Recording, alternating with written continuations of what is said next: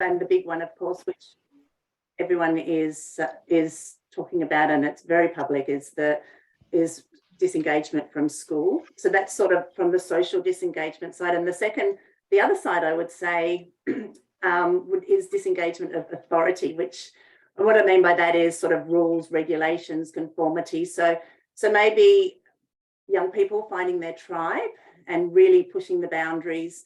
And this is creating a form of engagement such as also disengagement from family, also disengagement from school. And here we see like risky behaviours and challenging behaviours. So that's probably the two broad ones that I would comment on. Thanks, Madeline. Viv, what about you? What are some things you see?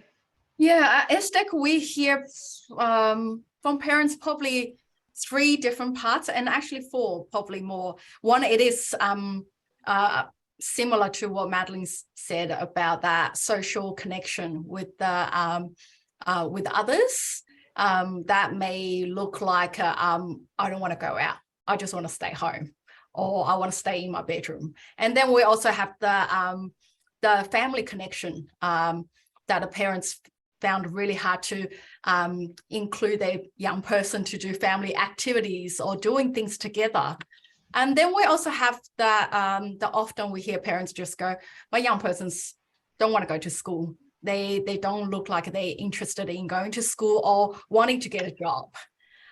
So those are the common ones we hear. And I guess the last one we hear a lot, it is that refusal to get treatment, whether that's mental health or drug and alcohol use, or could be a mixture of two. So we hear a variety of disengagement in different areas for the young person.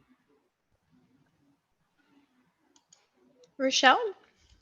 Yeah, I guess I agree with both the things that Madeline and Vivian said, so I won't add to those, but maybe just to concentrate on the actual relationship between parents and the young person, and particularly parents sort of not knowing actually what is wrong, knowing there's something going on, but not really knowing, and that breakdown in communication.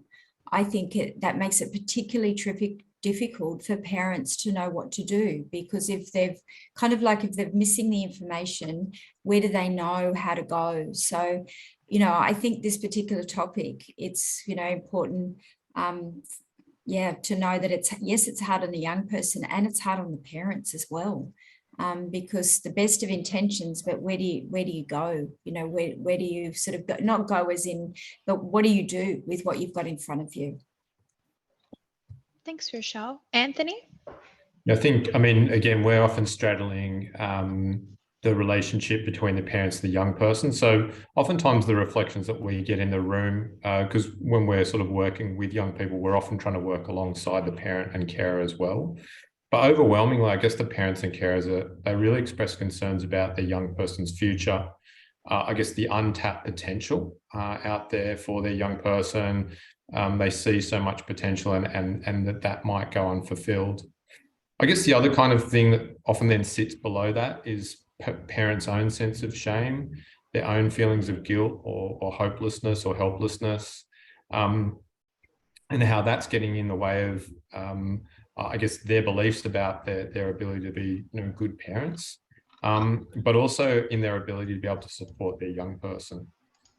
I guess the other part that we often hear is parents talk themselves about feeling quite alone and isolated, and that, from our perspective, oftentimes that can kind of reflect the experience of the young person's own sense of feeling alone and isolated as well. So they're probably some of the key things that we notice, in addition to the things that Madeline, Rochelle and Vivian have highlighted. Awesome. Thanks, Anthony. Okay, so following on from that question, what do you think are the factors contributing to disengagement in young people today? Anyone like to kick us off? Maybe you, Anthony, you want to keep going? Sure. So I think that probably, again, bringing that kind of counselling mental health perspective, we would probably start off with those mental health issues as often potentially getting in the way of a young person engaging in the way that we'd expect them to do. And oftentimes, I think what we collect data every year. What we're seeing year on year since 2019 is an increase in the amount of anxiety that young people are experiencing, and that increase has been incremental each year. And so again, what that's sort of highlighting to us is that how do we kind of make that connection between anxiety and avoidance, because we think that that really does contribute quite significantly to young people's disengagement. And that we also know, and I know some of the feedback from some of the early surveys was the impact that COVID has had. We sort of hold a bit of a hypothesis that because young people have missed out on a couple of years of socializing, that actually there's a bit of a use it or lose it kind of principle. That even young people who are very skillful socially, at one stage, because they've not practiced those skills consistently, they may have lost some of those skills. And we also kind of highlight that peer relationships at this stage become very important for young people, and that oftentimes young people are drawn to some of the relationships with other young people where they feel understood. Even though that sense of understanding might not be the best sort of understanding, it might not be the most caring kind of understanding, it's the place where young people feel most understood. And so oftentimes what you'll find is disengaged young people end up spending time with other disengaged young people where they make that connection. And finally, what we'd sort of say is just in terms of developmentally, young people, I mean, like all of us, are very sensitive to that idea of not being good enough, of being unlovable. And so I think, again, one of the things that we reflect on is that hopelessness is infectious. And so how do you kind of bring hope into a young person's life? Once a young person stops feeling cared about, that's when we start to notice that they themselves stop caring. Really good points. I might jump in on the back of that one around the hopelessness, because I think that things like the employment the employment market, things that are happening there, things like even climate change and different things that we're seeing play out in society. The young people that I talk to, they're very concerned about those things and concerned about the way the world is. So yeah, just like what Anthony was saying, just that feeling of hopelessness and going, can I actually make a change, and how would I even do that? So even feeling overwhelmed in some of those spaces as well. I think there's a big contribution to that, which of course none of us personally, have any control over. But I think just recognizing that these things, rather than saying, well, you don't need to worry about that, you're only a child, they actually are. They're looking into the future and going, what is this world that I'm going to inherit, and do I have a place in it? Really good point, Rochelle. Madeline? Yeah. Look, all of the above too. I think they're wonderful, and the hangover from COVID, I think is a big thing. I suppose just to add to those is being aware of any traumas, whether or not they're realised or unrealised, is something that we've noticed is a big concern. Like, what is the core concern, and then the resulting behaviour in what could happen to contribute to disengagement. So trauma can be, it can even be something that if someone has said, which may not seem so harmful, but may have hurt someone quite deeply, bullying, grief, abuse, all these things that maybe we're not realising they're taking on board so much. So I think that's something to be very aware of. Another thing that I thought of also is we have to just not ignore that there are social media influences out there. So, I mean, that can be something that can be taken on board as well. And then I also concur with what Anthony was saying about, not feeling good enough or not feeling heard, because I think we're all really busy, and, we can supply the things that are necessary, like the food and the clothing and the rest of the stuff. But I think we need to just be aware of the time also, and just take a breath ourselves. I mean, even for ourselves to take a breath. So yeah, that would be my comment there. Absolutely. Vivian, do you have anything you'd like to add? Oh, everyone just summarized everything really on point. I guess I'm just going to add a little bit from the drug and alcohol perspective. One of the things I mentioned earlier was about disengagement in treatment. When it comes to drug and alcohol counselling part of things, what we actually found, it could be actually a bit of a time timing thing for some of our young people. What I mean by that was perhaps parents may see the drug use as a real issue, and would like the young person to go and see someone about the drug use. However, at the same time, that may not be the perspective that the young person's actually seeing through about their drug use, because there may be some payoffs in that. Some young people they use could be for a variety of different reasons, could be like a curiosity, but they actually have no intention to carry on all the time. But then you also have the some young people actually use that for social connection with their peers, because that helps them to connect better. Others may use it for physical and psychological well-being. In a way, they actually go that instant, I feel better. So it could be a variety of different reasons. So in the way for that young person, the actual drug use could be really a lot of positives around the use, whereas to the parents maybe quite opposite view on this is going to impact my young person's life now. So that could be a bit of a timing thing of the goals are different between a young person and the parent. So that's why we also see sometimes the disengagement may be just a mismatch.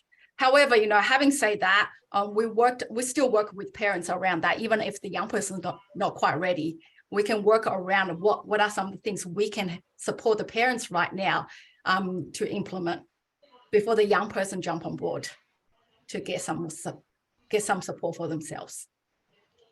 Really great point. Can be hard to match up that parent-child relationship at the best of times, can't it? Yeah. Okay, so our next question. So what are some signs that a young person may be becoming disengaged? Big question. I'm happy to kick off. Yeah.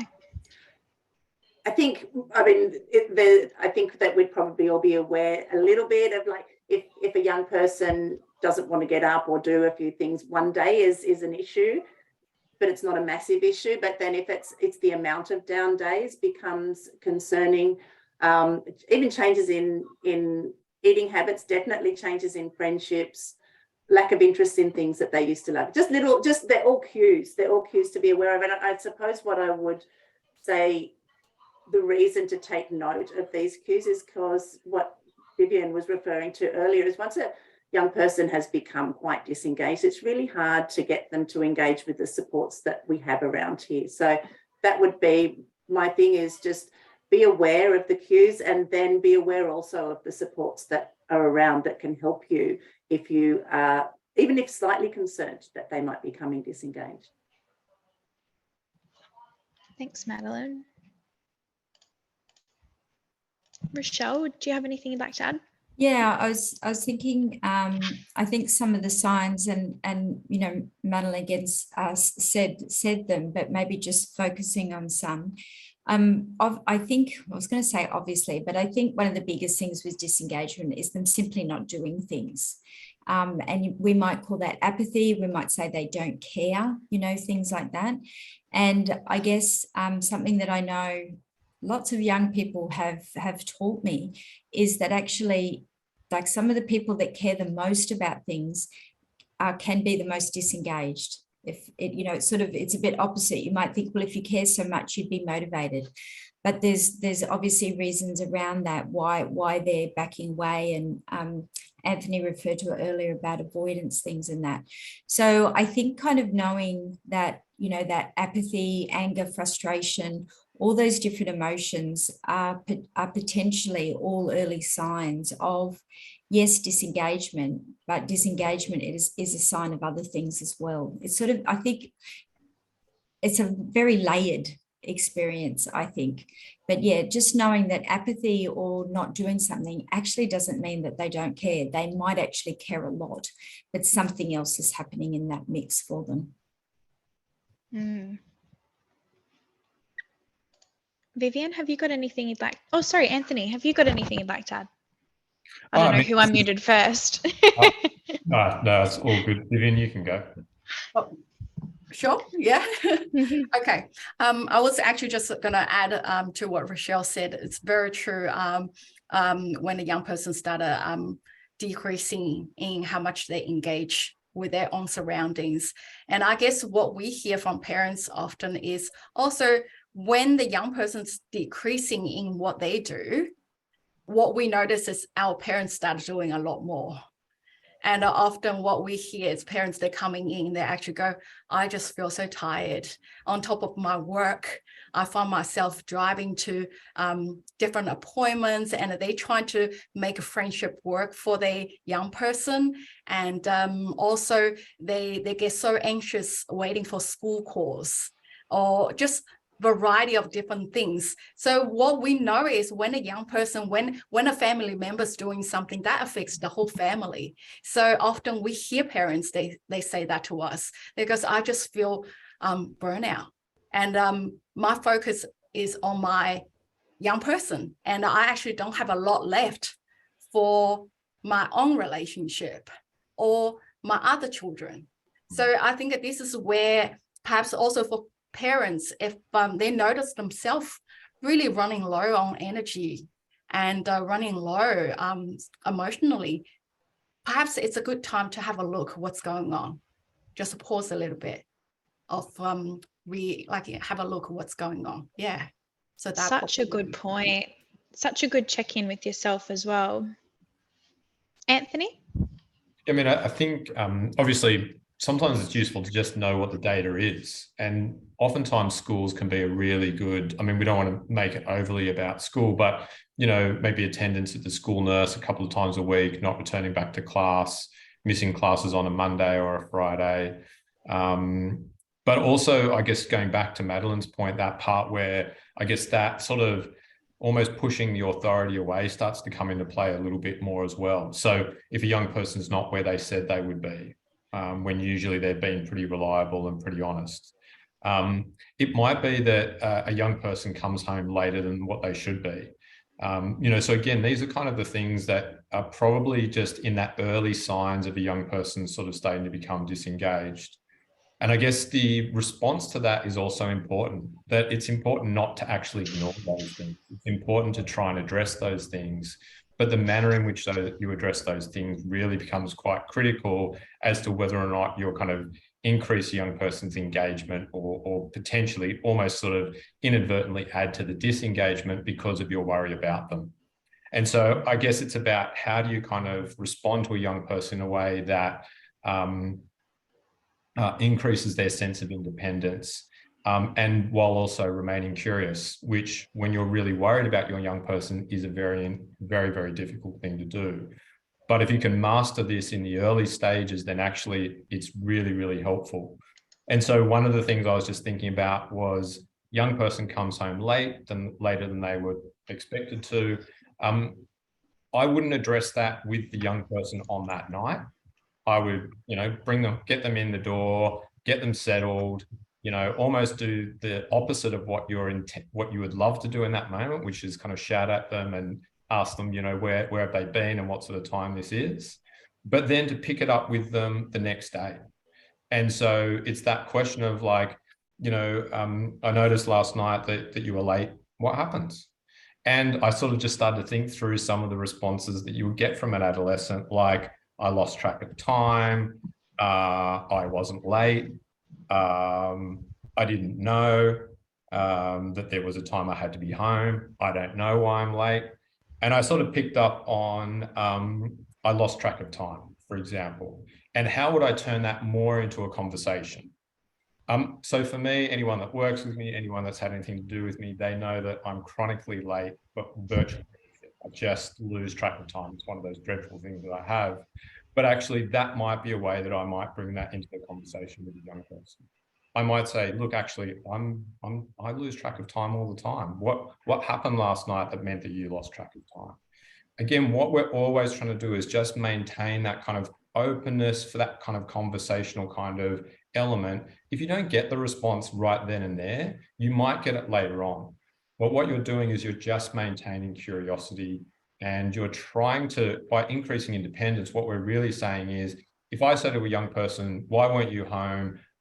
you should have been home at this time, and the young person explodes or gets angry, actually what that's doing is that's increasing their dependent behaviour. What we want to do is increase independence by getting a conversation happening and then hopefully working towards some problem solving in relation to that particular issue. Thanks, Anthony. Okay. So, panelists, what are some elements of family, community, or society do you think could help make these issues better? Another big question. Yeah, I was just thinking, I think I'll get in first, because then I can say, a couple of things, and then it just expands from there. I love that you just said, Anthony. I just think, it's so good. So thinking about timing, and addressing those things, the how we do that. And I think about how engagement is a sign, something to notice. It's not the problem, it's not all of the problem in that sense. And you want to, particularly if you're talking about patterns, if it's a situation where it's a one-off, but if it's patterns, then I think that you're kind of seeing the top layer, but there's more things that are underneath it, and it's all trying to communicate something to you. So knowing there are those layers.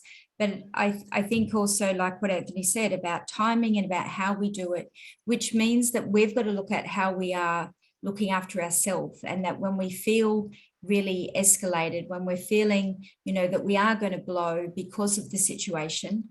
And let's face it, when these things happen over and over, and you've had the conversation about losing time and everything, your patience is going to be pretty thin. We're all human. But knowing that, you want to think about how you're communicating, because the thing you don't want to lose in all of this is relationship. So you want to be keeping that. I kind of see it like a container, and that whatever happens, it's happening in that, because to lose that, makes it very difficult. So I think everything you can do to keep that relationship there, and actually make that the number one thing. Keeping that relationship, thinking how you're communicating, don't communicate to them in a way that, you wouldn't, let me say that the other way around. Speak to them how you would a work colleague or a friend. And I know a lot of you would speak to friends and colleagues in a very different way, but they're also maybe not annoying you quite to the same point. But I guess what I'm saying in that is that how to do this, and it's actually going, how can I take some of that, what I would do at work, how I would see that, and bring it into the communication that I'm having with my team. Thanks, Rochelle. Anyone like to add on that?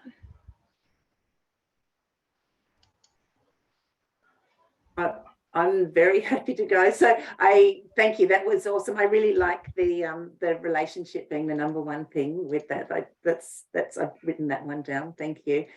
So I looked at this question, and it reminded me of a beautiful mother, that very quietly spoken mother, who said to me when everything that was put into perspective for her was that young people do need to feel valued and heard. And what she was saying to me this day was, she's got a young daughter who is neurodiverse, and someone had said to her one day, a close relative, in a kind way, said, what did she say? I've written it down here.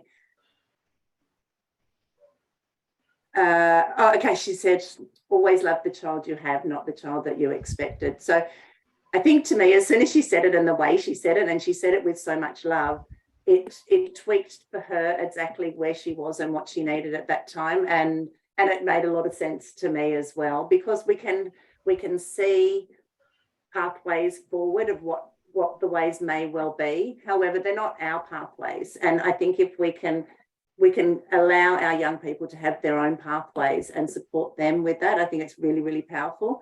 And then I think if we can take a broader view of that and look at it like, well, as a society, as a collective, if we can all publicly and privately and honestly respect and value all the young people in that sort of manner, it would be a very beautiful place. So it's just a lovely reminder for me. That question is a really beautiful question. That's what reminded me of that lovely lady. That is a lovely reminder. Anthony, Vivian? Okay, I might just add to it. In terms of also, again, looking at it from a drug and alcohol perspective, for our young people, sometimes it's hopefully through this platform, our parents can feel, yes, I can get some support around getting some information. Maybe I need a bit of a more information about when it comes to drug and alcohol part of things, how that interacts with mental health, and how that affects other aspects of a young person's lives. So this is where hopefully family feel they can go and ask for that support for themselves. And also for community and society, it's more around let's acknowledge, like when it comes to drug and alcohol use, there's still a lot of stigma around that. You can find that in the language. People often call people who uses substance druggers, or those language labels people often use, and that attached to a person. And what we actually have found is that people find the shame and the stigma that attached to drug and alcohol use is one of the barriers for people to seek support for themselves, because they feel really ashamed. And that label, that stigma also attached to the family. So it's not just the young person, it's that family and the siblings as well. So as a society as a whole, I probably from SDEC's perspective, it's like, can we acknowledge and change some of the language and labels around this as well? And so the young person feel like they can put their hand up when it comes to drug and alcohol issues. Absolutely. Removing that shame removes so many barriers, doesn't it? Anthony? Yeah, I mean, I must admit, I've really enjoyed listening to all three answers. I think they've just brought something, each quite unique and different.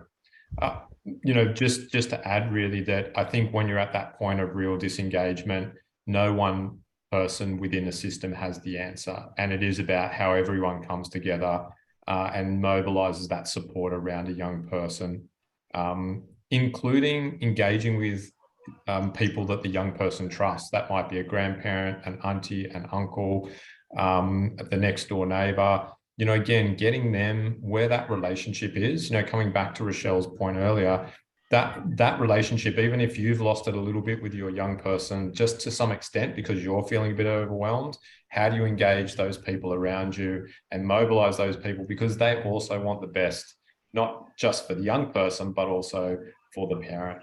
And again, I think very similar to what Madeline sort of is saying, and the one that I really love is remind yourself to separate the person from the problem. Is disengagement an issue? Is not going to school an issue? Is not behaving in the way that we want you to behave an issue? Absolutely. But actually, how do we separate all those behaviors from this is a person? And what we see often for young people, more so than anything, is that people tend to connect the problem with the person. So again, just that constant reminder that yes, my young person is causing me some problems, but they are not the problem. And I think that's a really kind of nice way of just holding on to that mantra sometimes can be really useful. Absolutely. Oh, thanks for all those lovely answers. Okay. So what are the resources or services that parents can turn to when their young person needs support? And maybe this might be a good time for you to talk about your own services as well as your own thoughts. Would anyone like to kick us off? Right, Go for it, Madeline. I hate a lull. Well, I will talk about EPIC a little bit maybe, but I think asset-based is a big thing that has just come out. I don't know if it's a catchphrase or if it's something that I'm just aware of, but have a look at what you already have. So we have supports around us. So if we are still engaged with schools, then have a look at the support system within the schools, because I mean, the Department of New South Wales Education, or however you say it, they've got structures in place within school systems, and actually the education department outside of that as well. So we may not all be engaged with schools, so I'm aware of that. So There's also, you know, your local GPs, if you've had a paediatrician or someone like that. So you may already have contacts of people that you haven't thought, hang on a second, I can ask a question of them. We have brilliant organisations that offer free supports around us, and you're looking at a lot of people here that provide those supports, and they really, really want to help. Like, they're here tonight because they want to help. So be aware of the local supports. We're lucky at Epic in that one of our reasons, as I said, was to provide pathways, or to provide information about pathways to support, as well as hindsight of parents who have already walked this sort of path. So we have a phone number. You can ring us. And if you have a question, if you're a bit confused, what do you think could happen here? We're really lucky because the local organisations have welcomed us in, and they really want to support parents. So if you're confused, you can call Epic. That's me. Thanks, Madeline. And I'll put a link in the chat for anyone who'd like to suss out Epic a little bit more. Anthony? Yeah, so Kyds really exists so that no young person should go without mental health support. We work with young people predominantly from around about the age of 10 up to their 19th birthday. We do this by being a free service, that we're easily accessible for the most part. We're kind of up and down the Northern Sydney region, that we're tailored to the young person. So we're really encouraging young people to feel empowered about the kind of support they want and how they would want that support to look for them, and that we're needs-based. And what that means is that we work with young people until they've achieved their goals or they've built the skills to improve their coping. The other parts to the service is that we're systemic. So we really value the opportunity to work alongside parents and carers and other family members to bring about better outcomes for young people, and that we see the young person holistically. So we're thinking about them, not just from them as an individual, but I guess how they are across contexts, so school, home, other places where young people are, as well as kind of, I guess, their physical health, their relational kind of health, their interpersonal health, you know, how are they functioning across all those different places. And very similar to Madeline, you know, I think the region, everyone works really well together. Everyone knows each other, the services know each other, and there's a real commitment to a no wrong door approach to accessing mental health or other support. So if a family was to call Kyds and we weren't quite the right service for that young person or for that family, we're not going to just send you off somewhere else. We're going to support you to find that right place. And that might include helping with the referrals, passing on other information, so that young people and families don't need to tell their story multiple times, because we know that that's one of the great frustrations. So again, it's not perfect. We don't always get it right, but we're all committed to that no wrong door approach to supporting young people and families within our community. So that's what Kyds does. Thanks, Anthony. And I second that. I think everyone in this district tries really hard to keep everyone connected. I'll pop a link to Kyds in the chat for anyone who might be interested. Rochelle? Yeah, so I guess I wanted to just speak to particularly what my team is doing in this region, and that is our parenting programs. We do go into schools and do those sorts of things, but the schools actually call us in to do that. But in terms of actual parents, we run 6-week programs with not too big a group. They're not webinars, they're interactive. And I guess I kind of like to think about it as for that 6 weeks, you have a emotion coach that's going to come alongside you, care about how you're doing, care about you being able to take the next step, whatever that is, in your family, in your relationship, with connection, and give you tools, very practical tools and ideas about how to do that. And we do it through the schools, but we also have things in the community about that. And really, and if you rang any of the general numbers for Relationships Australia, they'd be able to find a parenting group in your area that you could join with. Thank you so much, Rochelle. And I've got a link for community builders there in the chat as well. And I believe there is an inquire button on there if you were interested in any of that. And Vivian, would you like to tell us about SDOC? Sure. As mentioned earlier, we are a drug and alcohol counselling service for young people between the age of 12 to 25. And in terms of that, all of our clinicians are trained both in drug and alcohol and mental health as well. The service itself, it's also looking at a mental health part of things, just like what Anthony said, we approach this from a holistic perspective of the young person. So often we find when there's a drug and alcohol behaviour use exist, there's a bit of a mental health that is going along with it. So it's a comorbid service in terms of that. And the good things for young people is that we don't have a capped 10 sessions. You can go with us as long as you want to be like meet our criteria and want to come and see us. So it is very user friendly. And the other good things about that is we don't require any Medicare. It is a completely free service. So that means if you are not an Australian resident, you can still come and see us.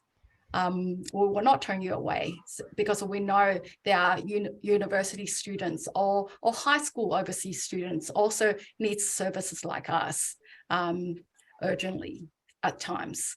So this is the one part that we provide to our young people. And the other part is the parent group that we support our parents when they are going through this with a young person. Again, like I mentioned earlier, if the young person's not in our service, that doesn't mean we turn you away. You can still come. Please come and have a chat with us. So our group is 6 weeks program, closed group, no more than 8 parents in a group with the 2 clinicians. And we go through some really supportive material, because what we actually found in the years of running the group, parents often find it really isolated when it comes to drug and alcohol issues. So they found that I can't go and talk to my friends about this or families about this anymore because they are just not going through the same thing and they don't quite understand. So in the group setting, what we found, we provide that connection for parents, that support part of things from each other and also from the clinicians. Then we also provide that knowledge base, giving you some information about what's going on when it comes to drug and alcohol use or the effects of that and how that relates to you. And then we also have the last part of it is let's give you some let's explore some strategies that works for you or skills that you can take away at the end of these 6 weeks. Go, I can implement some stuff and feel more confident to go back to your own home to deal with some of the difficult issues. So that's the part. And we actually just started a new group now for parents who actually also experience any adolescent violence at home, because this is actually another area where we noticed a lot of time parents actually find it really hard to implement any house rules or set some boundaries if they feel unsafe in their own home. And at the moment, to our knowledge, there aren't that many services or even a support around in this area. So we are actually started a new group format last year, and has been very successful. So, I mean, give us a call and test us out. Don't feel like you have to, commit to anything. You can just come in and we can just sit down and have a chat first. See if we're the right service for you. Thanks, Vivian. And such a good point about helping yourself so that you can help your young person. There are so many parent supports out there that can help you with getting your young person to take the next step, which might be counselling or might be another service. I have put a link for SDEC in the chat box there as well if you wanted to follow up on anything Vivian just said. Before we move on to the next question, panelists, I wanted to see if anyone had any general comments about services and supports or resources in our area.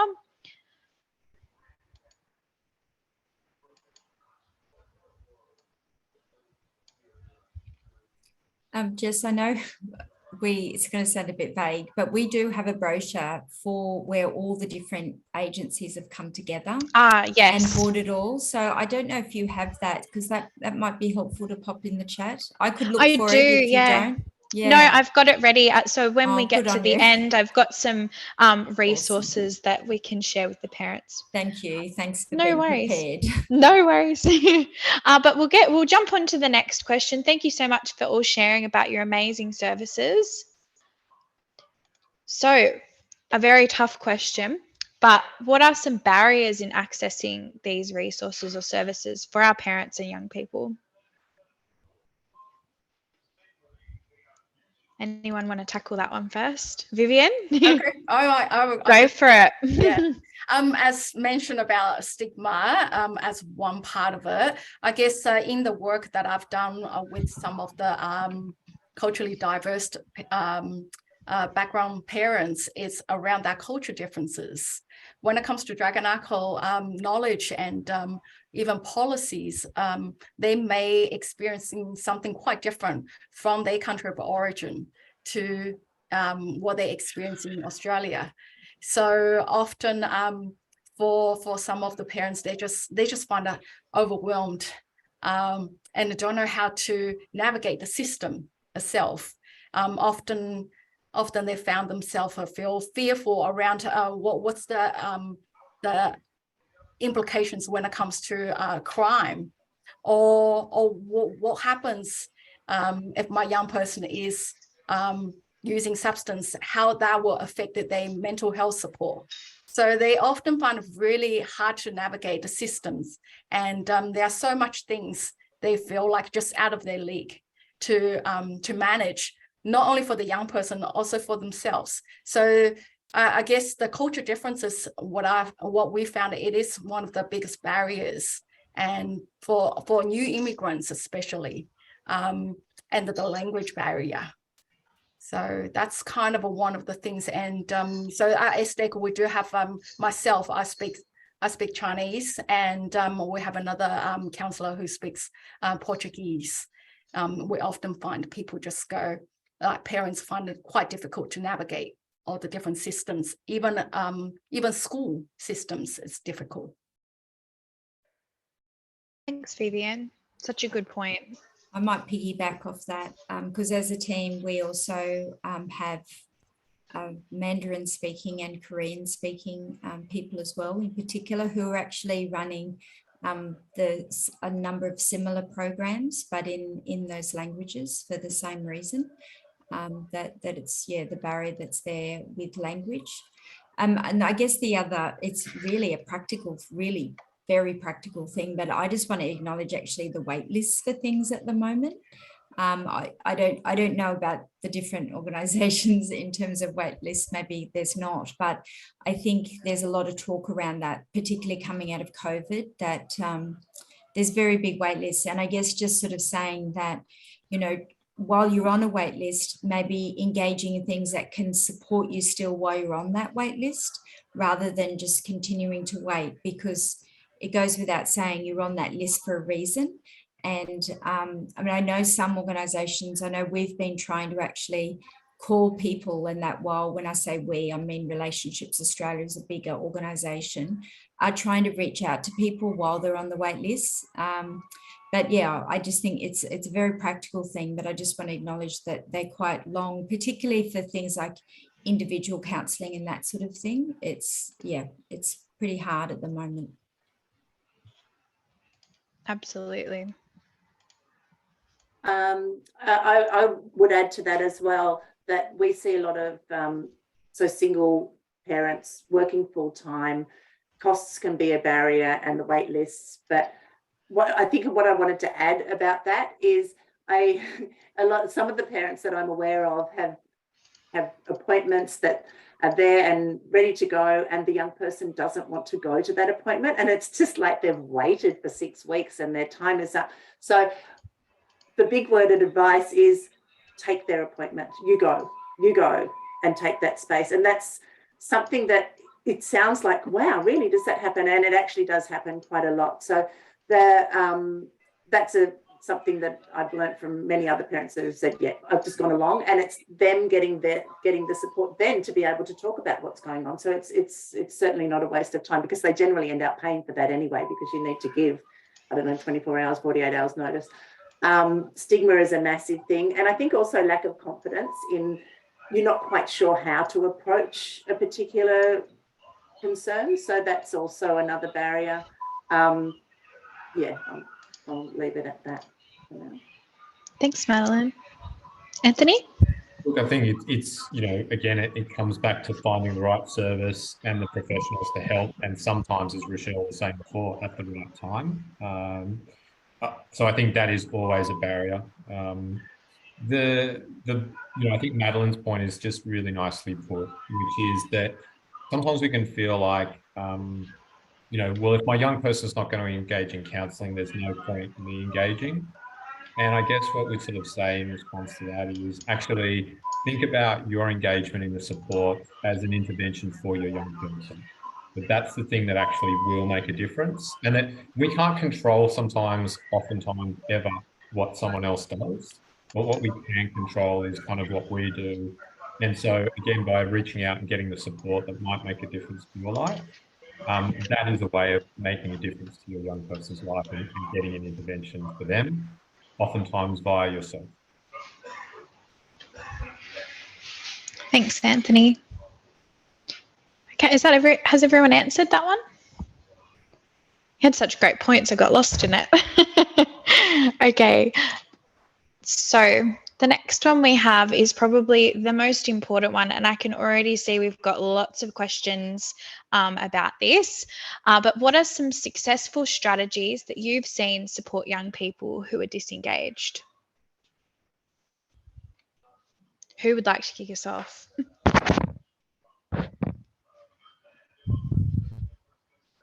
Madeline? Anthony. I've kind of thought about this question in two ways. Madeline, I apologise because you've heard a bit of this before. But I guess I kind of broke it up into young people who are at the early phases of disengagement versus those young people that are kind of deep in that disengaged kind of place. And I've just sort of noted down a few kind of pointers that we hope are quite practical and just give people a bit of guidance around what the next steps might be.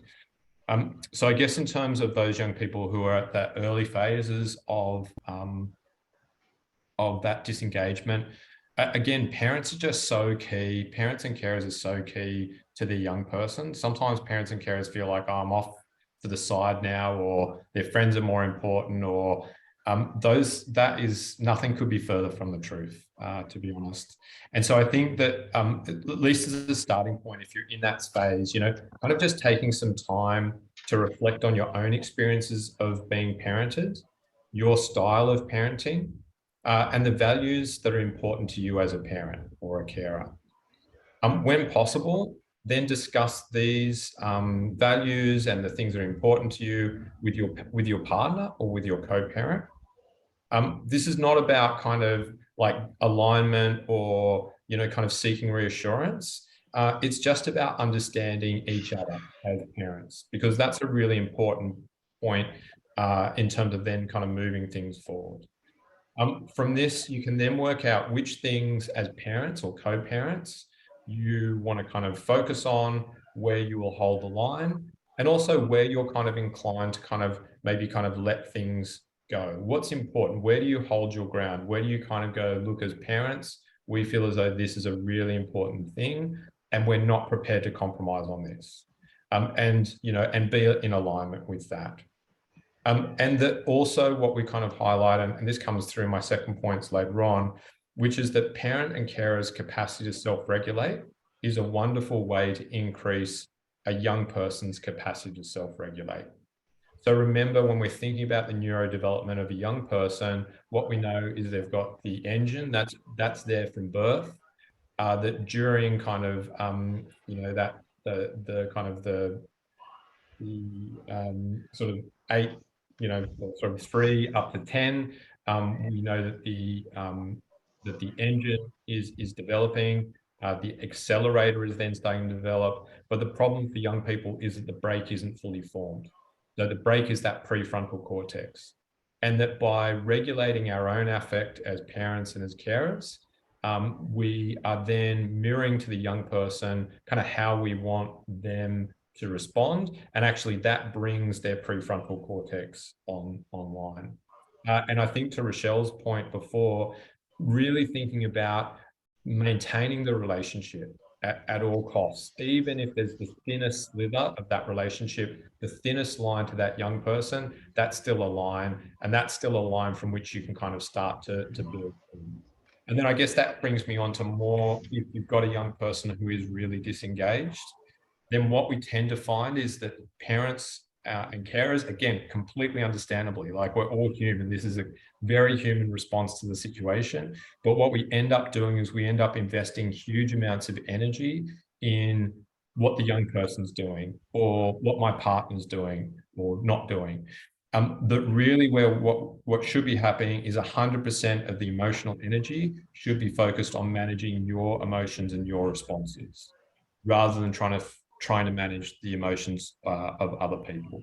And again, what we know is that parent and carer self-regulation of affect is essential to improved outcomes for young people. We're all human. We appreciate that this is a real challenge, but actually this is one of the key factors that makes a difference to then maintaining and then building on the relationship. That oftentimes when we're in a kind of a conversation with a young person who's in disengaged, we can kind of be going over or remembering what happened. But what I'd be doing, if you're doing that, avoid getting trapped in comparing notes, because what we know is our memory is fallible. What we remember, what the young person remembers, what they perceive to be happening, what's happening in our tone of voice or a look that we do or the way we use a certain word, it's all important information, but what happens is we're going to remember those events much differently, particularly when things are heated. So how do you kind of go, okay, this is where we're at, this is what's happened, but how do we move quickly to from now on? So yes, this is what's gone on, but from now on, this is what we're going to do, ... And again, if you keep getting drawn back into that, yeah, but then you did this, mum or dad, then you said that, then don't be drawn back into that conversation. That's the point to step away, because the young person their brain isn't online enough to kind of go into that. Okay, you're right. Let's move on. What are we going to do differently next time?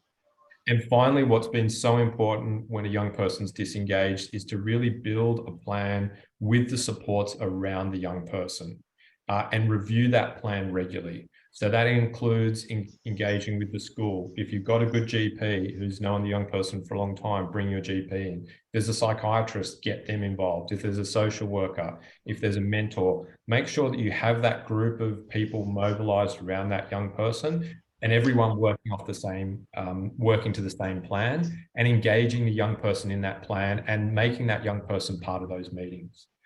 What young people have fed back to us is that when they see that team of professionals and family members around them, they feel like that's their team. And that can make a real difference, because that's bringing the hope back into their lives. And that if a young person is disengaged and they decide not to show up with a meeting, don't cancel that meeting. Exactly what Madeline was saying before. Push ahead with that meeting, keep having those meetings, because what that's communicating to the young person is that you're caring enough to take that time and continue to review that plan. You can always feed back to the young person later on, but what we also know is that young people love to hear what adults are saying about them. So 90% of the time, young people are going to show up for those meetings, particularly if they feel those meetings are productive, they're non-blaming, they're non-judging, and actually it's solution focused. That we're kind of acknowledging, yes, there's some problems, but we're also acknowledging this is what is working well, and we're also clear on the next steps. So if I was to sort of give some successful strategies, they're the things that stand out to me. Thank you so much, Anthony. Some incredible insights there. Can tell you've worked with lots and lots and lots of young people. Well, we're always learning, right? Like, that's the one thing I find. I'm always amazed at how much I'm learning, and how much how many ideas young people have about the things that can make a difference in their world. So it's a great privilege from that perspective. Thank you. Who would like to? That's a tough act to follow, that one. It's a very tough act to follow. So Thanks, there's Madeline. so many wonderful points in there, and I think because there's so many wonderful points, I think what I would like to, the perspective I want to take is just to have parents acknowledge that they are first responders. They're the cold face the whole time, doing the hard yards. I'm not sure if you realise how much you're doing until you can actually stand back and take a breath. So just, I think what I would want people to take away is it's a tough gig. It can be a fun gig too. There is lots of positive and there is lots and lots of joy, but you know, you are first responders and you're not necessarily trained. So reach out for the supports within your community, within other parents. I think it's just really, really important. And I think also just to add to this first responders, parents at the moment are like crash test dummies for the digital era. So we've got the digital era and COVID. So really, I mean, we have had a tough gig. I don't know. I think that would be my main thing is just, you know, go easy on yourself. We're all in this. We're all sort of navigating and feeling quite new paths as well. So our young people and the parents. So that would be my big thing. And I would there's just a few little things that people have suggested to me, which I would like to share. One is just about, you know, listening is a big thing, like letting young people talk. But I loved the thought of the 80-20 rule, which is while your young person is talking, let them talk 80% of the time and you talk 20% of the time. And just having that little thing in the back of your mind, it goes, okay, I'm just going to listen here. So I really like that as just a strategy.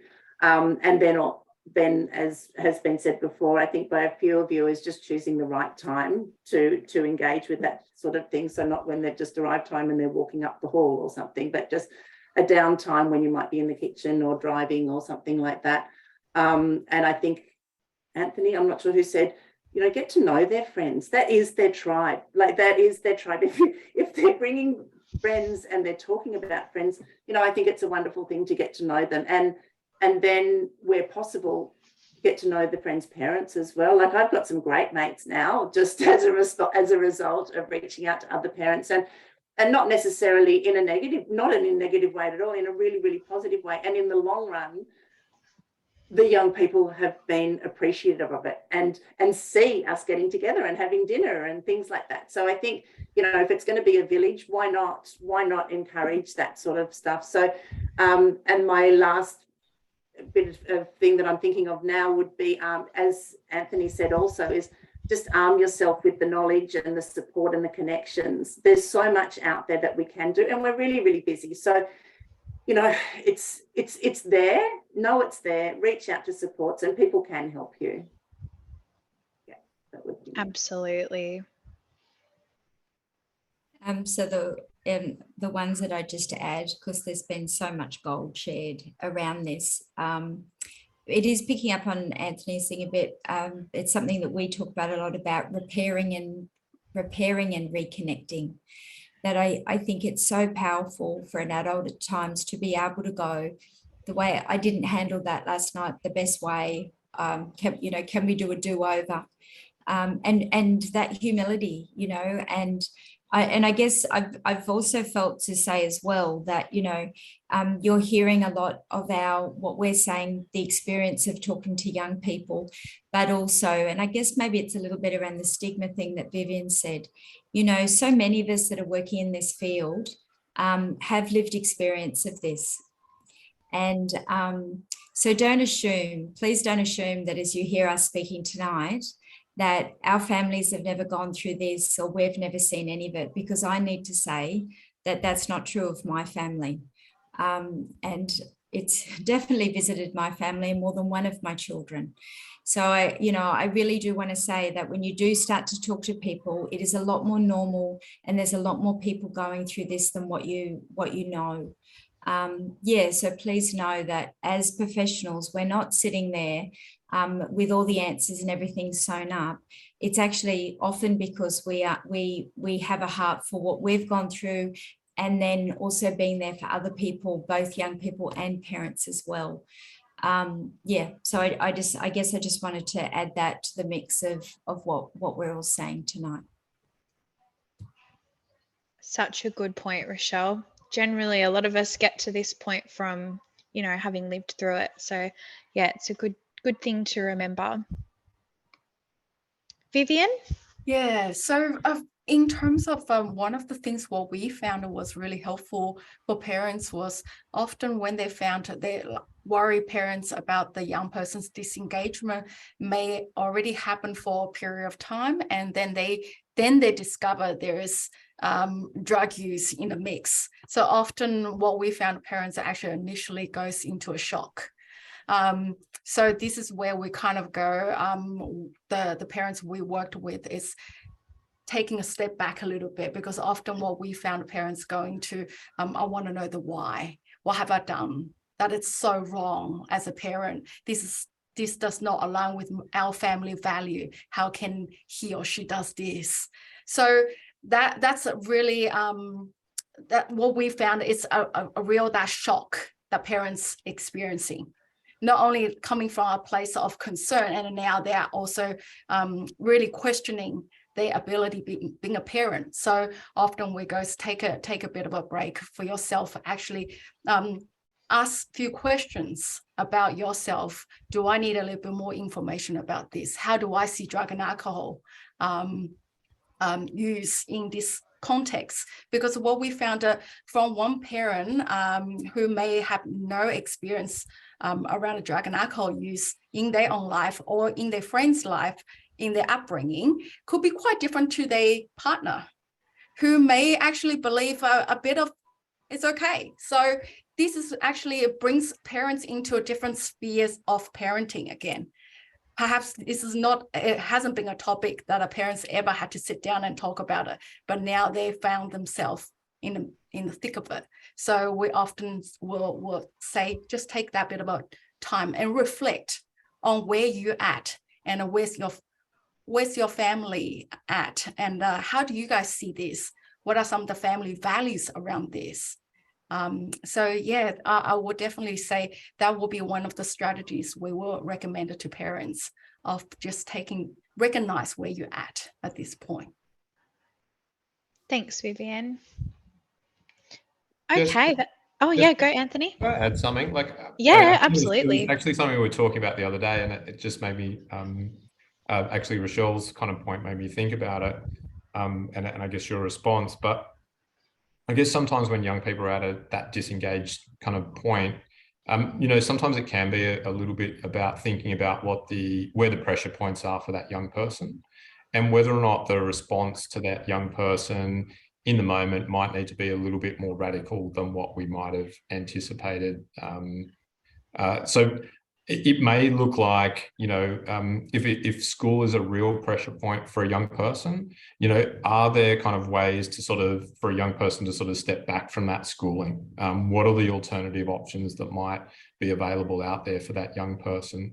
Because obviously, as parents and carers, people have a vision of how they think these things should unfold. And sometimes it is about getting informed about what the alternative options are that are out there.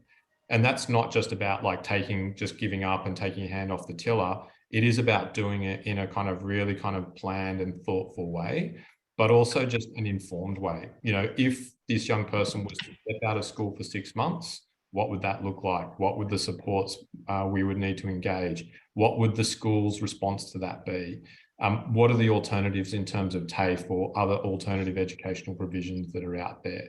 I'm just using school as an example because I'm just aware that that's often a huge pressure point for a lot of young people who are disengaged. And it might be, it's that sense of perfectionism with that lost couple of years of education that means that they're just not keeping up, or they're feeling perceived or actual pressure in school, and so they're just stopping performing altogether because they're just like, what's the point? So sometimes it is about kind of, I guess, listening to that part of what the young person is sort of telling us through their behaviour, what they're communicating to us, and then kind of being open to the alternatives. Oftentimes, by being open to those alternatives, it does get a young person on track much more quickly than sometimes sort of sticking with the traditional view of this is how it should be. And we're all kind of mature enough to know that actually there are many different paths that we take that end us in a place where we could never have possibly imagined. And so sometimes it is just about holding on to that idea that pathway is not always set, and we don't always know where it's going to take us. Absolutely. Such a good point, Anthony. An individualistic approach can make such a big difference, can't it? All right. Well, that is actually our last formal question. Does anyone have anything to add before we open it up to everyone? Vivian, did you have something you'd like to add? No, I'm all good. No. Awesome. All right. Well, we might open up to the crowd. If you have any questions, please feel free to pop them in the Q&A function or in the chat box. We do have some already in here, so I might just have a look and see what we've got. Okay. I can see a good one here, actually, that will kick us off. So Kavita has actually asked, what would you define disengagement as?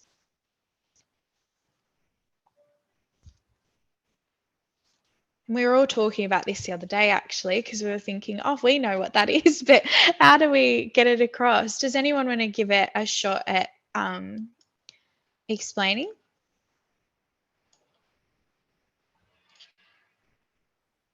I'm happy to, although I don't think I'm as qualified as everybody else. Oh, Anthony, did you want to go?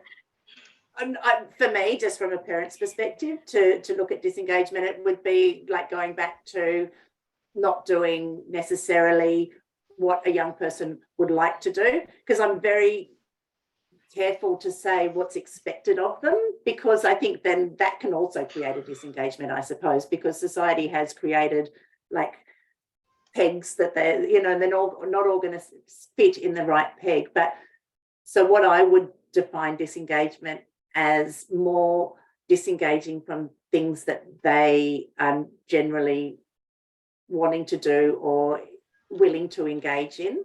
I'd like someone else to probably define that a little bit better. Anthony? I mean, it's a very interesting question, and like, I guess it's about expectation is kind of what I sort of start to think about when I'm thinking about disengagement, because to Madeline's point, that could be quite an individual thing. Like, we can have different expectations of different young people based on their skills, their personality, who they are. But actually, it's whether or not they're living up to those expectations and how far away they're moving from those expectations. So I think there are social norms out there that we have, like it is a norm to go to school, it is a norm to, kind of engage with people in a particular kind of way. But again, if you're struggling with anxiety, if you're struggling with mental health, if you're struggling to connect or find that sense of belonging to other people, then you're really going to struggle to meet those expectations. And my sense is that as young people get further away from kind of meeting those expectations, they're becoming increasingly aware of that as well. Like, young people are not, they're not oblivious to the fact that they're disengaging. They're not oblivious to the fact that they're not meeting the expectations of those around them. And that oftentimes that increases anxiety to the point that actually they get completely overwhelmed and they just kind of withdraw, or it increases anxiety really to the extent that they just stop caring altogether. So I guess that's kind of my definition of disengagement. I like it. You've got the parent and then you've got the young person there. Thank you so much, Anthony. Okay, I'm going to try and summarize some of these other questions best I can. So Irene and Wayne want to know, would anyone be able to maybe provide an example situation and how that was dealt with? Like, does anyone have a case study they can think of off the top of their head, a family they've recently worked with that might be a good example? I know that's a tricky one. Yeah, Madeline, go for it. It's actually not my example. It's it's someone I was talking with the other day who is a caseworker, and she said that with their organisation, I don't think it matters if I say it was with Miss Union Australia, and with their organisation, they once a week they get together and they have their happy stories. And one of them was, which was just so positive, and you could see the joy when she was telling me, was they had a young person who had started disengaging to the point that they were not going to school at all, like 5 days a week, no school. And they've been working with this young person for, and I can't remember how long, for some reason in my mind it's saying 4 months, but I may be wrong there. But the young person is now fully engaged at school 5 days a week, and but it's not just the school, it's more is engaged in life and has this wonderful hope. So there's a good story of somebody who, you know, you could have said, okay, well, what's going on here? And they're not going to go to school. But I think just the hope that and the support that they had around that young person, I could see the joy from the lady who was telling me that it was just a beautiful success. Oh, that's amazing. And for anyone who's wondering what type of service Mission Australia might be, I believe they do case management services. So not quite counselling based, kind of a bit more mentoring based. And correct me anyone if I'm wrong there. I think they've got both. I think they do have both. Yeah. So it's good to it's a good demonstration of what other services can help with too. Did anyone else have any case studies they can think of that might be a good example? I actually could think of yeah, go. Yeah, I could think of one actually, one family that I supported and actually still supporting from end of last year till now. They were actually newly migrated to Australia from China, and parents are well educated, but at the same time found the language barrier and the policy difficult to navigate policy and the school system and mental health system. And so in the end, actually, by working with the parents, the young person was disengaged for quite a long period of time. But just by working with the parents, actually working around how to manage the parents' own emotions and also fears and worries naturally comes with it, and they actually were able to decrease a lot of risks around the young person. And now the young person is back in school, and families are connected into the Ryde service with NDIS, and really good outcome now. So the parents they only come and see me to check in now, and rather than the high risk and more like a crisis each week, that type of worry the parents often sit in. And so we kind of worked around a lot about the shame the parents were sitting in around unable to support the young person, and worked around their own emotion regulation, around the frustration and worry and fears, which is all in a mix. So it was actually an absolute pleasure to work with this family, because I learned a lot myself. Oh, that's a great outcome, Vivienne. Such a good example of, the services coming together. The one that I want to share is an example that relates to what Anthony was saying about pressure points. A situation with a family that, similar to what Madeline was saying, complete withdrawal from school, started just with a few days and then very quickly escalated with some other mental health challenges as well. But I guess like what Anthony was saying about addressing the pressure point, and I'm not saying this would be a solution for everyone, but in this case, a new school where they were able to have a fresh start, and also an increase, it sounds funny, but actually an increase around sporting things ended up resulting in actually school attendance. Far more regular, when 3 months prior to that, they were literally not going at all for months. So I think that whole idea of finding where the pressure points are and seeing the alternatives there, and yes, letting go of maybe some of our own but the expectations we have of how it needs to look. but actually, yeah, just celebrating who they are. And I think something that people have said it for a while, but I have been saying about people finding their tribe. And I keep thinking about belonging and how important it is. And, you know, when those things are stopped, and I think, you know, COVID was pretty shocking with that when some of those connections are remade, which are not easy, but, you know, I think all of us want to belong, all of us want to matter. So in that example, yes, there was also psychological help, all those things. So it's very difficult to, you know, you couldn't say one thing helped more than the other, but it was the sporting thing in particular, I think, that then, you know, on all those different levels, they regained their confidence, regained kind of their rhythm again on how they do life. Yeah. And which is not always easy to quantify. Yeah. And so found themselves back at school again, a new school in that situation. That's beautiful.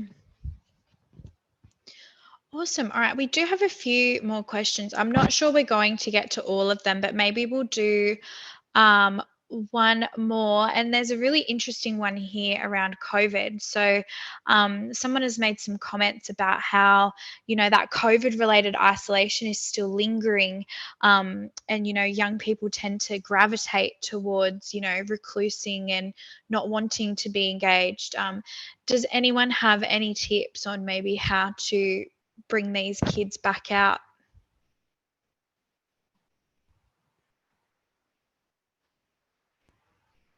COVID was certainly a tricky time, wasn't it? It's hard undoing all that. Anthony? Yeah, I mean, it is to some extent about getting back into the routine and structure of life. And that's true for all of us, actually. We know that parents and carers are powerful models of behaviour for young people. And so again, I guess there's kind of lots of conversations that parents and carers have around kind of use of social media. But I guess what we'd also encourage parents and carers to look at their own use of social media and, you know, do they have the phone out at the table? Do they put the phone away when conversations are happening? The other thing that we would definitely encourage is like coming back to the relationship part that Rochelle was talking about before, is meet the young person where they're at. You know, if they're loving a particular game, find out everything you can about that game, find out about that character, find out about what the point of the game is. If you get an opportunity, if they'll let you in, play that game with them, really understand their world. Because what we know is that there's an idea called epistemic trust, which is the more time that I take to understand what's going on for you and in your mind, the more likely you are as a young person to get interested in what I've got to say or my perspective. So again, really focusing on meeting the young person where they're at. And like, this is so easy to say, but the execution of it is really, really challenging. And so again, I think, you know, these are just the things to remind yourself, like, what are the things that are going to work for you? That's the most important thing to take away from this. What are the things, discard the things that, you know, don't make any sense, but the things that are going to work for you, they're the things to focus on. The reminders that you need to kind of go, yep, I just got to remind myself, engage with my young person where they're at, write that down somewhere, put it in a diary somewhere, you know, just make it, run it, have a little journal, like what was it today that I kind of started to understand about my young person, what worked, what didn't work. So again, focus on that idea of experimentation. Awesome. Thanks, Anthony. Can I just Madeline? add one thing to the end of that? Is also, I found, because I have experienced some of this to some degree as well, is role modeling social behavior to a degree. And perhaps, you know, you can choose the friends that you trust a lot, that would be non-judgmental around this, and have them over for dinner, you know, just so, not even necessarily making it involve them, but just so that they can see what's going on as well, because it was a very comfortable time when you didn't have to get out of your jammies. And, you know, I'm just saying, it's one of those things, and you can fall into that kind of routine, but, you know, we all do need connections, and parents as well. So I thought that was that was helpful in my situation anyway. Thanks, Madeline. Okay, we might leave the questions there, and I will pop in some resources for some of those extra questions we've got there. But I will just share, we do have some great stuff online that you can refer back to. So I'll pop this link in the chat box, but on our website, we do have a page that is called Support for Young People. It's by no means an exclusive list of everything we have in the area, but it does have a lot of teen, young people focused resources and services that you can have a look at. We do also have the Child and Family Northern Sydney Guide. So this is for our whole district.